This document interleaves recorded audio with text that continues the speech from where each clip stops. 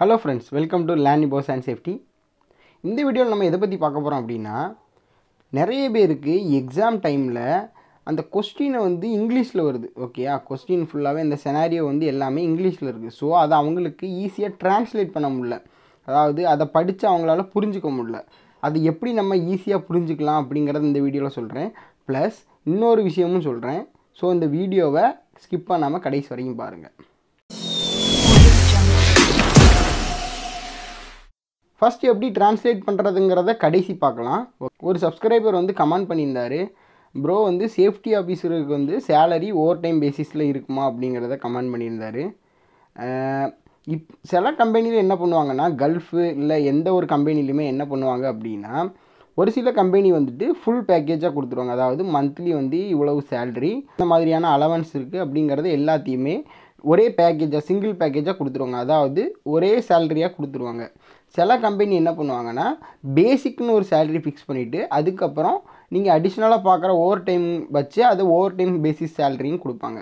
அது depends upon company, ஒவ்வொரு company பண்ணுறது. சில கம்பெனி வந்துட்டு ஃபுல்லாக ஒரே பேக்கேஜில் சேலரி கொடுத்துருவாங்க. அப்படி இல்லைன்னா சில கம்பெனி வந்து ஓவர் டைம் பேசிக்ஸில் சேலரி கொடுப்பாங்க.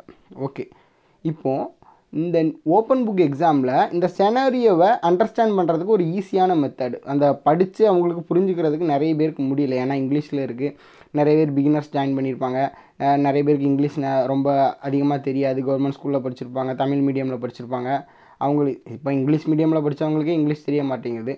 ஸோ அந்த மாதிரி கஷ்டப்படுறவங்களுக்கு எப்படி அதை நீங்கள் அந்த செனாரியோ எப்படி புரிஞ்சுக்கலாம் அப்படின்னா, செனாரியோ வந்து பிடிஎஃப் ஃபார்மெட்டில் தான் இருக்கும். ஓகேயா, நீங்கள் என்ன பண்ணுங்கள், அந்த செனாரியோவை ஃபுல்லாக காப்பி பண்ணுங்கள்.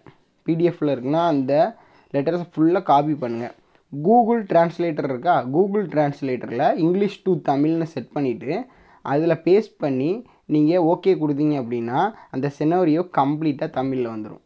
ஓகே, கொஞ்சம் செந்தமிழில் தான் இருக்கும், பட் வந்து கம்ப்ளீட்டாக தமிழில் வந்துடும். நீங்கள் அதை ஒன்ஸ் அந்த தமிழில் உள்ள வேர்ட்ஸ் அவ்வளோத்தையும் நீங்கள் படித்து பார்த்துட்டீங்க அப்படின்னா உங்களுக்கு இந்த செனாரியோ இது பேஸ் பண்ணி தான் வந்திருக்கு, என்னென்ன மாதிரியான பாயிண்ட்ஸ் இருக்குது அப்படிங்கிறது உங்களுக்கு கொஞ்சம் ஈஸியாக புரியும். தென் அதை நீங்கள் இங்கிலீஷில் நீங்கள் அதை படிக்க ஆரம்பிச்சிங்கன்னா, ஓ இதுதானா அப்படிங்கிற மாதிரி உங்களுக்கு ஒரு நல்ல ஒரு அண்டர்ஸ்டாண்டிங் கிடைக்கும்.